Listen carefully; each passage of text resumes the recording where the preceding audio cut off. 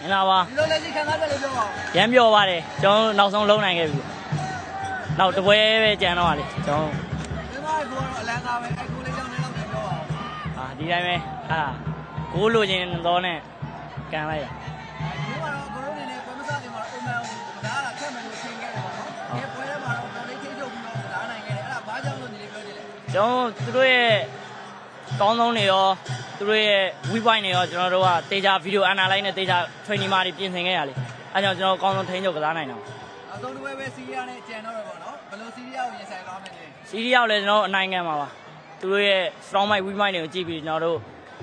မနေ့ပြန် training ရသေးတယ်လေကျွန်တော်တေချာပြင်ဆင်ပြီးတော့နောက်ပွဲကိုလည်းအနိုင်ရှင်းပြိုင်သွားမှာပါအဆုံးနေနဲ့ရုပ်မြင့်တန်ကြားကြီးနဲ့ပြည်သက်တွေကွင်းထဲကိုလာအောင်ပြီးတဲ့ပြည်သက်တွေရောပါပြောချင်တာကွင်းထဲမှာကြီးနေပြည်သက်တွေရောရုပ်မြင့်တန်ကြားကြီးနေပြည်သက်တွေရောတယောက်ချင်းစီကိုကျေးဇူးတင်ပါတယ်လို့ကျွန်တော်တို့နောက်ပွဲကြရင်လည်းလာရောက်အားပေးကြပါအောင်အလုံး